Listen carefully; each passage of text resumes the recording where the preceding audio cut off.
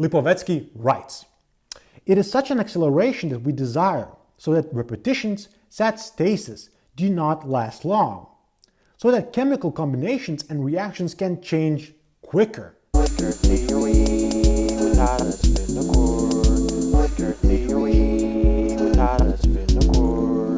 Hey, if you like this video, please consider subscribing. Hello everyone, welcome to Flickr Theory Reviews. I'm your host, Tadas Vinokur. Today I'm going to talk about an essay by Gilles Lipovetsky called Power of Repetition. Well, who is Gilles Lipovetsky? He's a French philosopher, writer, and sociologist. He's currently a professor at the University of Grenoble. When researching Lipovetsky, you will quickly notice that there's not a lot of material on him in English. This probably has to do with the fact that some of the more controversial of his views are a bit out of step with major French postmodern philosophy trends. Anyways, today I'll make sure to shed some light onto some of his ideas. Lipovetsky's most influential work, his magnus opus, is his 1983 book L'Ère du Vide, or The Age of the Void. I'm not exactly sure if it has ever been translated to English. Anyways, in this book, Lipovetsky analyzes the postmodern, or as he later calls it, the hypermodern society, which, as he claims, pulls people away from a strong sense of social duty, from participating collectively in political or social life. Most importantly, the hypermodern society for Lipovetsky brings forward what he calls the second individualist revolution, which should be interpreted as a kind of narcissistic, self-interested individualism. Well, what is this individualist revolution exactly? The individualist revolution is marked by a rise of hedonistic, painless, circumstantial ethics. Lipovetsky thinks that customs, fashion, ethics are all losing their sacrificial ideals, their spiritual weight. However, Lipovetsky doesn't think that abandonment of tradition is necessarily a bad thing. He doesn't think that it marks the end of morality. Lipovetsky, in fact, thinks that this hedonistic individualization of ethics actually in some ways improves the contemporary character of morality and citizenship. What Lipovetsky is basically saying is that individualism is only a desire to break with tradition and look towards the future and our own pleasure.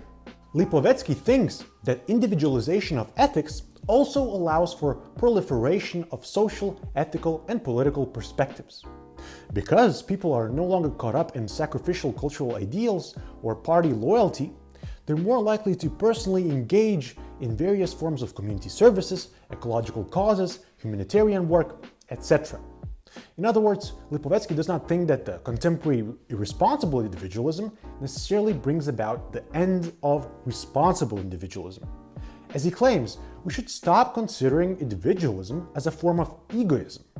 Individualism can in fact be a new opportunity, he says, for more creative and perhaps more egalitarian participation. Let's take Lipovetsky's book The Empire of Fashion as an example. Here, Lipovetsky draws on history of fashion to demonstrate that the superficiality associated with fashion actually serves a common good. Here he shows that fashion used to be purely an upper-class privilege, but then it became a vehicle for popular expression.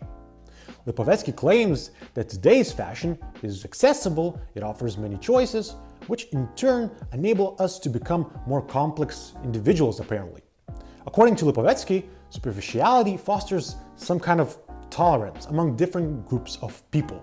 Now, let's talk about power of repetition.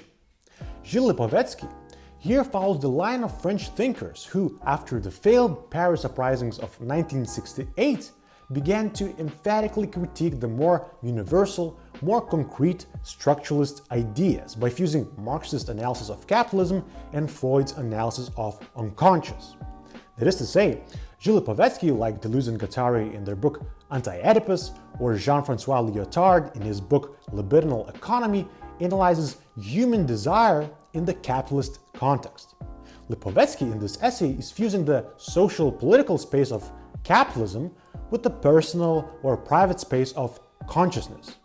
He wants to see how capitalism affects people's ability to achieve material and libidinal immanence. Well, according to Lipovetsky, capitalist state power does confine human desire by imposing a system of repetition. Well, what is this repetition? By following Lyotard's analysis, Lipovetsky claims that the fixed order wherein capitalism functions is produced by repetition of certain rituals, hierarchies, and laws. Repetition in capitalist society could be compared to repetition in music. The composer repeats the key, the rhythm, the motive, in order to keep the listener engaged. In the same way, when we punch in for work in the morning, when our productivity is monitored, when we assume a role in a family or in a career, we are repeating rituals that also keep us engaged. Imagine this. Perhaps you joke with your easygoing liberal boss and you feel like the corporate hierarchy is all of a sudden melting away. But then, lo and behold, your boss reasserts his power by giving you a deadline and you're back where you started. You're back in the pecking order. That's repetition. Lipovetsky writes, "Such is the very operation of power, not so much exclusion inevitably implicated in every complex of bodies qua determinate assemblage, but as the repetition of exclusion, a repetition inscribing a fixed order." In other words, capitalist state power reminds us that desiring bodies, just like financial transactions, cannot just freely fuse and create random constellations.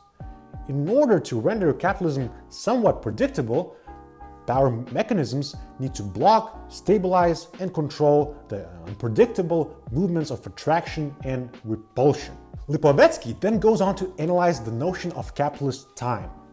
He thinks that the way we perceive time affects our ability to resist repetition and control. If, for example, libidinal, political, or financial interactions are moving too fast, power mechanisms have to slow down all procedures in order to gain some level of control. Power begins, as Lipovetsky says, when interactions are slowed down. It begins when randomness and acceleration is transformed into necessity.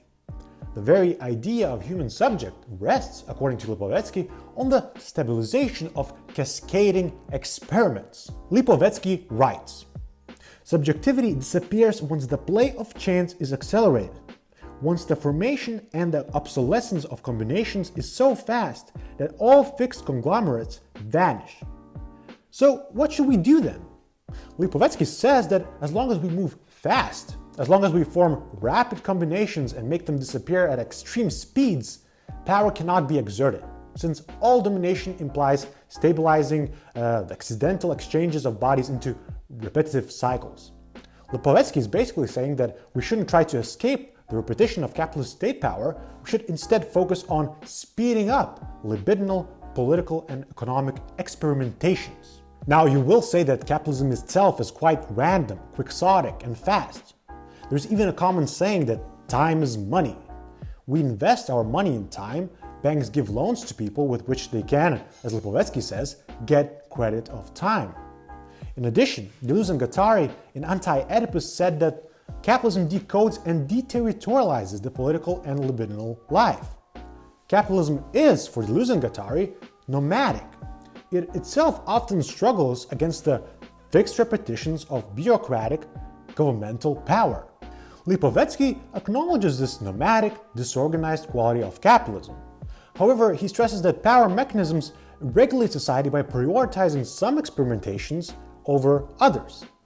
That is to say, capitalist state mechanisms allow for all kinds of bizarre economic, political, and libidinal experimentations and anomalies, as long as there are some more stable clusters and combinations that can act as predictable investments.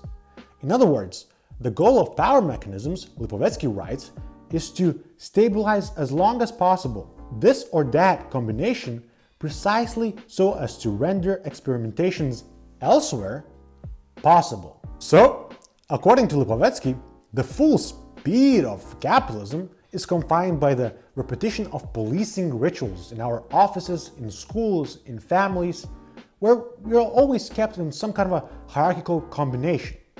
These hierarchies are the anti-productive, repetitive forces that shackle capitalism's code of nomadism, equivalence, and pure growth. For Lipovetsky, it is therefore important to exacerbate the speed of capitalism in the struggle against all power mechanisms. all policing, and all repetition. If we don't want the accidental bodily and political exchanges to be paralyzed, we should embrace encounters of bodies, says Lipovetsky. We should accelerate the speed of capitalism. Lipovetsky writes, "It is such an acceleration that we desire, so that repetitions set stasis do not last long, so that chemical combinations and reactions can change quicker." Lipovetsky in this essay wants to get rid of all anti-productive forces of repetition, and he wants to accelerate critique. In other words, he wants permanent revolution and chaos. Not necessarily a responsible advice. Anyways, thank you so much for watching. See you next time.